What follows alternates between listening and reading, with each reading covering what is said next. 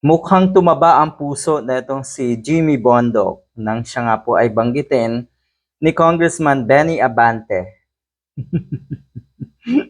Hindi mo malaman kung ito ay papuri or pang-iinsulto dahil kung titignan natin, hindi nga kayang makapasok sa Senado ng isang Jimmy Bondoc.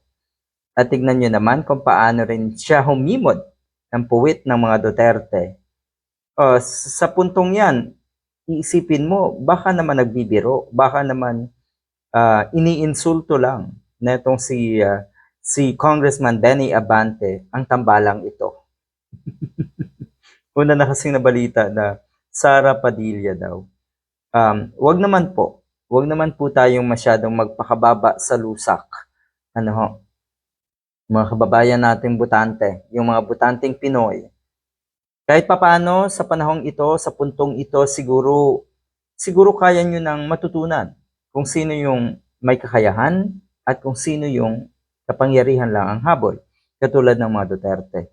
Ano nga ba ang nagawa ni Sara Duterte? Sige nga, ano nga ba ang nagawa ni Robin Padilla sa Senado? Meron po, pero puro kawalang hiyaan, katarantaduhan at katatawanan. Ganun na ganun din po kay Sara Duterte. Sige nga, ano nga pala ang nagawa ni Sara Duterte? Maraming nagawa. Yun lang, puro negatibo. Sara Jimmy Bondoc ang hinihirit na itong si Congressman Abante. Hindi ko alam. I heard what Attorney Jimmy Bondoc said na gusto niyang maging running mate ni Vice President si Robin Padilla daw. Bakit hindi na lang daw si Jimmy Bondoc? Siya ang nag-announce palagi. Si Jimmy naman, abogado naman daw yan. Kahit papano, may dunong. Yun lang kasi, totoo naman. Naging abogado ka, natural may dunong ka. Ang hindi ko lang maisip, paano naging abogado si Sara Duterte? Yung dunong ng isang Jimmy Bondoc, talagang nawawala at nagdi-decline yan.